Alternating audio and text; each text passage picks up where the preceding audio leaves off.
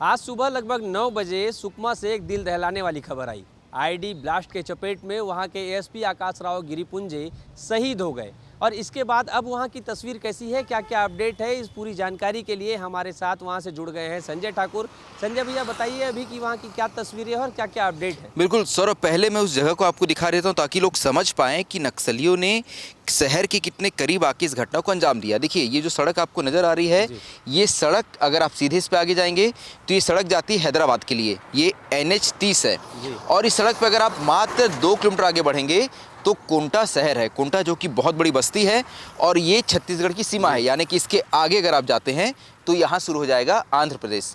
आगे आपको बहुत सारे ट्रक नज़र आ रहे होंगे जो तेंदुपत्ता लोड कर रहे हैं। ये ट्रक जो हैं ये फॉरेस्ट का गोदाम है, यानी कि आप समझिए कि इतने करीब में यहाँ गतिविधियाँ जारी रहती है। दूसरी ओर अगर आप पीछे की ओर देखें, यानी इसी सड़क पे जब आप पीछे की ओर जाएंगे तो आप पहुँच जाते हैं जगदलपुर और उसी से आप आगे चले जाते हैं रायपुर।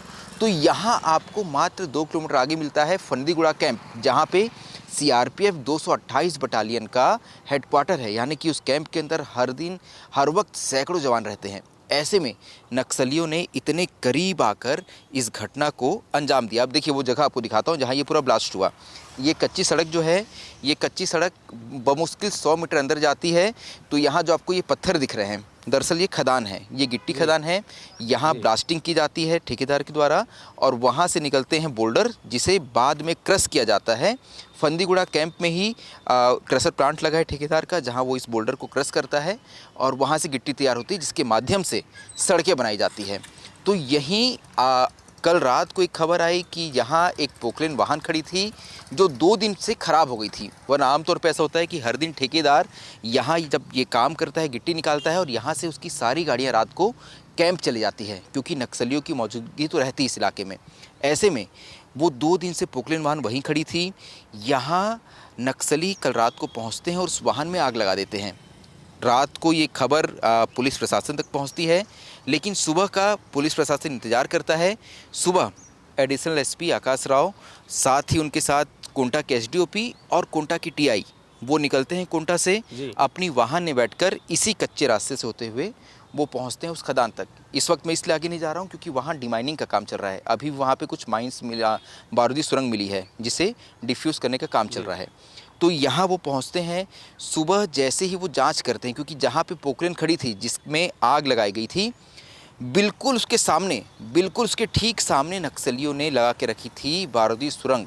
जैसे ही वहाँ पहुँचते हैं एक तेज़ धमाका होता है। वो धमाका इतना तेज़ था कि आकाश राव जी वहीं गिर जाते हैं। उनके अगल बगल में कुछ दूरी पर कोंटा के SDOP और कोंटा के TI खड़े थे, वो भी घायल हो जाते हैं। उनके साथ जो कुछ जवान थे वो तुरंत उन्हें गाड़ी में वापस डालते हैं और वापस पहुंचते हैं कोंटा, जहां उनका इलाज शुरू होने से पहले ही उनकी मौत हो जाती है, वो शहीद हो जाते हैं। अब देखिए, इस घटना के बाद 2 बातें साफ होती है। पहला ये कि नक्सलियों ने इस पोकलेन को एक ट्रैप की तरह उपयोग किया। नक्सलियों ने पहले इस पोकलेन में आग लगाई। उन्हें पता था कि जैसे ही पोकलेन में आग की खबर मिलेगी तो इसकी जांच के लिए पुलिस के अधिकारी आएंगे, जवान आएंगे, और इसके बाद नक्सलियों ने जवानों को निशाना बनाने यहाँ पर ID प्लांट कर दी और ऐसा हुआ भी। उसकी चपेट में आते हैं हमारे एडिशनल SP और वो शहीद हो जाते हैं। सौरभ, संजय भैया, एक कन्फ्यूज़न हो रहा है। सवेरे जब हम बात कर रहे थे तो ये बात हो रही थी कि प्रेशर ID में उनका पाँव पड़ गया, लेकिन अभी आप बता रहे हैं कि नक्सली वहाँ पर मौजूद है। इसे थोड़ा सा क्लियर कर दीजिए संजय। इस बात को लेके थोड़ा कन्फ्यूज़न है, क्योंकि देखिए हुआ क्या, जो मेरे कुछ साथी हैं यहाँ के सुकमा और कोंटा के, जो उस जगह पे गए थे, क्योंकि फ़िलहाल तो वहाँ रोक दिया गया है क्योंकि अभी वहाँ पे डिमाइनिंग का काम चल रहा है। ये जो बहुत सारी गाड़ियाँ नज़र आ रही है, इसमें आला अधिकारी हैं, पुलिस के CRPF के अधिकारी हैं, डॉग स्क्वाड की टीम है, बम स्क्वाड की टीम है, इसके अलावा FSL की टीम है जो पूरे मामले की जाँच कर रही है। साथ ही उस जगह से और भी IDs मिली है, यानी कि नक्सलियों ने वहाँ पे और भी ID प्लांट करके रखी थी जिसे डिफ्यूज़ करने का काम चल रहा है। आसपास डिमाइनिंग का काम चल रहा है। ऐसी उम्मीद है फोर्स को कि यहाँ पे नक्सलियों ने और भी ज़्यादा बड़ी संख्या में IDs लगाई होगी। तो एक बात तो साफ होती है कि नक्सलियों की प्लानिंग बहुत ही खतरनाक थी, बहुत ही बड़ी थी। दूसरी बात जो आपने कहा, सुबह जो खबर आई कि हमें भी ये लगा कि ये हो सकता है प्रेशर ID होगी, लेकिन जब आज सुबह वहाँ कुछ पत्रकार पहुँचे तो उन्होंने देखा कि जहाँ ब्लास्ट हुआ है उसके बगल में ही एक तार निकला हुआ है। ऐसे में ये अंदाज़ा लगाया जा रहा है कि नक्सलियों ने यहाँ पे प्रेशर ID की जगह कमांड ID का उपयोग किया है और यही वजह है कि इसकी चपेट में देखिए सबसे बड़े अधिकारी आए। एडिशनल एसपी इस इलाके में, क्योंकि वो एडिशनल नक्सल ऑपरेशन थे, नक्सलियों के खिलाफ जितने भी अभियान चलते थे उसे लीड करते थे, और जितने भी लोग उस वक्त गाड़ी में बैठ के आए, जिसमें कोंटा के एसडीओपी भी थे, कोंटा की टीआई भी थे और अन्य जवान भी थे, उनमें सबसे अधिक ऊंचे रैंक के अधिकारी थे आकाश राव जी। ऐसे में ऐसा माना जा रहा है कि आकाश राव जी को ही निशाना बनाते हुए नक्सलियों ने ही ब्लास्ट किया। यही वजह है कि ऐसा माना जा रहा है कि नक्सलियों ने इस बार कमांड आईडी का उपयोग किया हो। लेकिन सौरभ, क्योंकि अभी जांच का विषय है, जांच में समझ आएगा कि नक्सलियों ने प्रेशर आईडी का उपयोग किया था या कमांड आईडी का उपयोग किया था, क्योंकि नक्सलियों ने कुछ और भी आईडी से यहाँ लगाई थी, क्योंकि उसे डिटेक्ट कर लिया गया है, उसे डिफ्यूज़ करने का काम चल रहा है। उन आईडीज़ की अब जांच होगी तो ये भी साफ होगा कि क्या वो कमांड आईडी है या वो प्रेशर आईडी है। इसके बाद पुलिस इस नतीजे तक पहुंचेगी कि आखिर नक्सलियों ने इस ब्लास्ट को कैसे अंजाम दिया। लेकिन एक बात तो साफ है सौरभ कि नक्सलियों ने एक बहुत बड़ी प्लानिंग की थी और उसमें वो सफल भी हुए और जवानों को एक बड़ा नुकसान हुआ है। और ये नुकसान का अंदाज़ा आप इस बात से लगाइए कि जब एसपी सुकमा के एसपी किरण चौहान यहाँ पहुँचे और जब वो पत्रकारों से बात कर रहे थे तो उनकी आंखें नम हो गई थी। वो ज़्यादा देर कुछ बोल नहीं पाए, वो रो रहे थे। मैं सुंदर आईजी बस्तर के आईजी जो है सुंदरराज पे उनका बयान सुन रहा था, उनकी आंखें नम थी। उनका एक बहुत ही करीबी साथी जो नक्सल ऑपरेशन में बहुत लंबे वक्त तक उनके साथ था, वो क्योंकि उनके साथ अब नहीं रहा, तो इसका गम जो है वो साफ़ तौर पे महसूस कर पा रहे थे। और यही वजह है कि इस नुकसान को काफ़ी बड़ा माना जा रहा है। हालांकि उन्होंने एक बात साफ कही कि आकाश राव जी ने जो काम अधूरा छोड़ा है उस काम को वो पूरा करेंगे। यार नक्सलवाद के खात्मे की डेडलाइन है, उस डेडलाइन तक नक्सलवाद को ख़त्म किया जाएगा।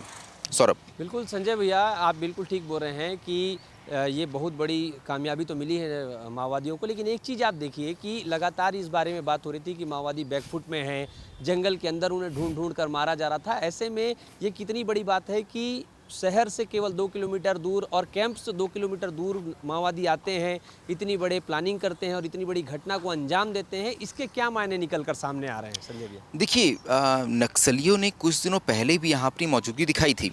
ये जो जगह है इस बारे में और एक चीज़ बता दूँ, देखिए 2 किलोमीटर आगे तो कोंटा है, कोंटा में कोंटा का थाना है और वहाँ भी बहुत बड़ी संख्या में जवान रहते हैं। दूसरी ओर फंदीगुड़ा कैंप है जो कि 228 बटालियन का हेडक्वार्टर है, यहाँ भी लगभग हमेशा बड़ी संख्या में सैकड़ों जवान रहते हैं। इसके आगे अगर आप जाएंगे उत्तर की ओर तो वहाँ भी एक कैंप है और पश्चिम की ओर वहाँ भी एक कैंप है, यानी कि इस इलाके के चारों ओर कैंप मौजूद है। इसके बावजूद नक्सलियों ने लगभग 1 महीना पहले, मुझे अभी मेरे साथी यहाँ बता रहे थे कि गोमपाड़ के पास 2 बाइक्स को आग लगा दी थी। यहाँ 2 नक्सली जो बहुत सक्रिय हैं, एक है कोंटा एरिया कमेटी, क्योंकि ये नक्सलियों की एरिया कमेटी जो है वो कोंटा एरिया कमेटी है, उसका सचिव उसका नाम है हितरू, शायद हितरू, मैं एक बार फिर से कंफर्म कर लूँगा, शायद नाम हितरू है। और दूसरा है मंगड़ू।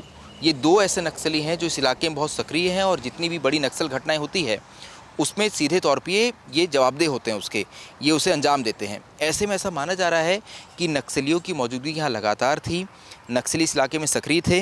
हालांकि अगर पुलिस के ऑपरेशंस की बात की जाए तो पुलिस ने, देखिए, बड़े जो टारगेट हैं, फोर्स फिलहाल उनको टारगेट कर रही है, जिसमें हम देख रहे हैं कि बसवराजू मारा जा रहा है, सेंट्रल कमेटी मेंबर्स मारे जा रहे हैं, स्टेट कमेटी मेंबर्स मारे जा रहे हैं। ऐसे में इसे हम मान सकते हैं कि नक्सलियों की स्मॉल एक्शन टीम ने इस पूरे घटना को अंजाम दिया। और देखिए ये इलाका भी वैसे ही नज़र आता है, क्योंकि यहाँ पर मैं ये देखता हूँ लगातार नक्सलियों की इस बारे में जानकारी थी कि यहाँ पे क्योंकि माइनिंग का काम चलता है, यहाँ पर गिट्टी निकाली जाती है। ऐसे में उन्होंने पैटर्न को फॉलो किया। उन्होंने ये देखा कि यहाँ हर दिन एक गाड़ी आती है जो कि पहले गिट्टी को फोड़ती है, इसके बाद उसे ट्रक में लोड करके वापस ले जाते हैं। ऐसे में जो गाड़ी 2 दिन से ब्रेकडाउन थी, 2 दिन से ख़राब थी, उस गाड़ी को पहले उन्होंने आग लगाई। उन्हें इस बारे में पक्का जानकारी थी कि जैसी ही गाड़ी में आग लगाई जाएगी, क्योंकि कल से ही नक्सलियों का बंद है। देखिए, कल से 10 जून से नक्सलियों ने बंद का आह्वान किया है पूरे देश में, क्योंकि उनका सबसे बड़ा नेता बसवराजू मारा गया। ऐसे में पुलिस इस बात को पुख्ता कर रही थी कि इस बीच नक्सली किसी भी तरह की घटना को अंजाम नहीं दे। यही वजह है कि आज जैसे ही उन्हें इस बारे में जानकारी मिली कि नक्सलियों ने एक पोकलेन को आग लगाई है, खुद एडिशनल एसपी, एसडीओपी और टीआई के साथ यहाँ पहुँचते हैं घटना की जांच करने के लिए और आगे नक्सली इस तरह की घटना को अंजाम न दे पाएँ, इसे पुख्ता करने के लिए। लेकिन हाँ, कहीं ना कहीं चूक हो गई, इस बात को स्वीकार करना चाहिए। मैं समझ रहा हूँ कि ये इस वक्त जो है ये दुख की घड़ी है, लेकिन इस बारे में भी हमें ध्यान देना चाहिए, इस बारे में बात करना चाहिए कि हाँ, चूक हो गई। उस वक्त अगर नक्सलियों की यहाँ मौजूदगी थी तो पहले बॉम्ब स्क्वाड टीम को भेजना चाहिए था, इस इलाके में डॉग स्क्वाड को उपयोग करना चाहिए था, या एक जो एसओपी होती है तो उसे भी फॉलो करना चाहिए था। कुछ लोग अब लिख रहे हैं, कुछ लोग इस बारे में, जब इससे पहले हमने वीडियो बनाया उसमें उन्होंने लिखा कि क्या पुलिस ने एसओपी को फॉलो नहीं किया। तो हाँ, हो सकता है कि एसओपी फॉलो नहीं की गई हो, लेकिन फिर भी अभी इस बारे में जांच चल रही है फ़िलहाल। और एक दुखद घटना तो है सौरभ, जिसमें एक बड़ा नुकसान हुआ है, लेकिन जो पुलिस का अधिकारी कह रहे हैं कि इस नुकसान से जल्द ही वो उबर जाएंगे और उबर कर वो नक्सलियों के खिलाफ बड़ी कार्रवाई करेंगे। बिल्कुल संजय भैया, ऑपरेशन तो रुकेंगे नहीं, क्योंकि लगातार जवान जो है जवानों के हौसले बुलंद है और चूक भी बहुत बड़ी हुई है, ये भी मानना पड़ेगा हमें। लेकिन एक चीज़ और भी है संजय भैया कि लगातार हम देख रहे थे कि नक्सलियों की तरफ से पत्र आ रहे थे, शांति वार्ता के लिए पत्र आ रहे थे। उन्होंने कहा भी कि हमने हथियार डाल दिए थे, हम अपनी तरफ से कोई हमला नहीं कर रहे थे। लेकिन अब जब ये देखा जा रहा है कि ये उनकी तरफ से बहुत बड़ा हमला हुआ है, तो अब इसे कैसे देखते हैं? क्या अब नक्सली वापस अपने पुराने मोड में वापस आ गए हैं कि अब वो हमें नुकसान पहुंचाएंगे है, अब नक्सली पुलिस को नुकसान पहुंचाएंगे और पुलिस जो है उनके ऊपर कार्रवाई करेगी? तो क्या ये पुराने वाले मोड में वापस आ गए हैं, फिर से लड़ाई तेज हो जाएगी क्या? बिल्कुल ठीक कहा आपने सौरभ। देखिए, बीते कुछ महीनों की बात करें तो नक्सली लगातार शांति वार्ता की बात कर रहे हैं। जब बसवराजू मारा गया तो उसके बाद विकल्प ने जो लेटर लिखा, उस लेटर का बहुत महत्व है, क्योंकि उसमें विकल्प में क्या लिखा? विकल्प ने लिखा कि हम तो हथियार डाल के बैठे थे।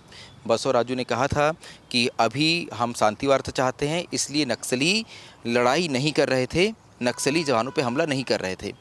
लेकिन इसके बावजूद फोर्स जंगलों तक आती है और बसवराजू को ढेर कर देती है। यही वजह है कि इस लेटर के बाद से ऐसे अनुमान लगाए जा रहे थे, कयास लगाए जा रहे थे कि हो सकता है, क्योंकि नक्सली लगातार दिख रहे हैं कि पहले उनका महासचिव मारा गया, इसके बाद नक्सल पार्क इलाके में सुधाकर मारा गया जो सेंट्रल कमेटी मेंबर था, भास्कर मारा गया जो तेलंगाना स्टेट कमेटी का मेंबर था। ऐसे में नक्सली आक्रामक हो सकते हैं, क्योंकि इससे पहले देखिए लगातार कुछ ना कुछ घटना को अंजाम दे रहे थे। जैसे ही सुधाकर मारा गया, भास्कर मारा गया, नक्सलियों ने भैरमगढ़ के पास एक ट्रक को आग लगा दी, परसों पुअर्ती के सरपंच की हत्या कर दी। ऐसे में नक्सली लगातार अपनी मौजूदगी दर्शा रहे थे, और क्योंकि 10 जून से उनका बंद था, ऐसे में ये भी माना जा रहा था कि इस दौरान भी नक्सली इस बंद को सफल करने के लिए, क्योंकि बंद क्यों रखा गया है? बंद रखा गया है बसवराजू की मौत को याद करते हुए। ऐसे में ये माना जा रहा था कि नक्सली इस बंद को सफल करने के लिए किसी भी हद तक जा सकते हैं। और देखिए, हुआ भी कुछ ऐसा ही, एक बहुत बड़ी घटना को नक्सलियों ने अंजाम दिया और जिसमें एक बहुत बड़ा नुकसान हुआ है फोर्स को। आकाश राव जी की बात करें तो बहुत ही बेहतरीन व्यक्ति थे। मैं एक पत्रकार होने के इतर अगर उनके बारे में बात करूं तो मैंने जितने भी लोगों से बात की, उन्होंने ऑफ द कैमरे में मैं कह रहा हूं, ऐसा नहीं कि मतलब क्योंकि वो अब उनका की शहादत हो गई तो उनके लिए अच्छा अच्छा कहते हैं लोग किसी के जाने के बाद। लोग कह रहे थे कि बड़े सरल व्यक्ति थे। मैं उनसे एक दो बार मिला हूँ, मेरे साथी क्योंकि लगातार उनकी बाइट भेजते रहते थे। बड़े सरल व्यक्ति थे, बहुत ही प्यारे व्यक्ति थे। 2 छोटे बच्चे, मेरी कुछ तस्वीरें जब उनकी आ रही है मेरे पास तो मैं देख रहा हूँ सौरभ, 2 बिल्कुल छोटे छोटे बच्चे हैं, एक लड़का है एक लड़की है। उनकी तस्वीरें देखेंगे आप, उस तस्वीर को मैं भेजूंगा, वो तस्वीर सलूट करते हुए मुद्रा में उनकी फोटो है, मैं देखा, बहुत दर्दनाक, मतलब देख के ही बहुत बुरा बिल्कुल। लग और रहा है देखिए अंदर क्यों से। अब कनेक्ट तो क्यों होता है सौरभ, संजय कनेक्ट क्यों होता है, मैं ये संजय कह रहा हूँ कनेक्ट क्यों हो जाता है ये चीज़ें। मेरी बेटी है 4.5 साल की, अभी 5 साल की हो जाएगी। उनकी बेटी भी लगभग उसी उम्र की है, तो ये आदमी बहुत कनेक्ट करता है। आदमी बड़ा दुखी होता है इस तरह घटनाओं को देख के कि आज जब उनका पार्थिव शरीर उनके घर पहुँचेगा तो बच्चे कैसे रिएक्ट करेंगे। मैं समझता हूँ कि इस उम्र में बच्चे शायद मौत का मतलब ही नहीं समझते हैं। यानी अगर उनके पिताजी चले गए उनके पास से तो उन्हें ये पता भी नहीं चलेगा कि उनके पिताजी अब उनके साथ नहीं है। हो सकता है उनका जब 100 देखें तो उनको उठाने की कोशिश करें। जैसे मेरी बच्ची सुबह 100 मुझे उठाती है कि पापा उठो, तो हो सकता है जब वो अपने पिताजी को देखें इस तरह से लेटे हुए तो कोशिश करेंगे कि पापा उठ जाइए, नहीं उठेंगे। दूसरा एक और चीज़, क्योंकि वो अलग अलग नक्सल प्रभावित क्षेत्रों में तैनात थे, वो कोंटा में तैनात थे लंबे समय से, सुकमा में तैनात थे, यहाँ उन्होंने अच्छा काम किया। इसके अलावा मोहला मानपुर में तैनात थे। उन्हें 2019 में गैलेंट्री अवार्ड भी मिला था, तो उन्होंने अच्छे कामों के लिए अवार्ड भी पाए थे। तो एक अच्छे पुलिस अधिकारी के तौर पे उन्होंने अपने आप को साबित किया था। तो क्योंकि मैं इमोशंस से थोड़ा हट रहा हूँ, वो इमोशंस वाले पार्ट पे नहीं जाना चाहिए, तो मैं उनके काम के पार्ट पे बात करते। तो उन्होंने अपने आप को साबित किया था, नेक इंसान थे, अच्छे इंसान थे। अब हमारे बीच नहीं है। इस मामले की जांच होगी, पुलिस जांच करेगी, उनका काम है जांच करना। लेकिन हाँ, एक बार फिर से नक्सलियों ने बताया है कि इस इलाके में उनकी मौजूदगी है, वो अभी भी नुकसान पहुंचाने की स्थिति में है। और जो एक लक्ष्य है सरकार का 31 मार्च 2026 तक का, उसे पाने के लिए, उस तक पहुंचने के लिए सरकार को, फोर्स को और मेहनत करनी होगी।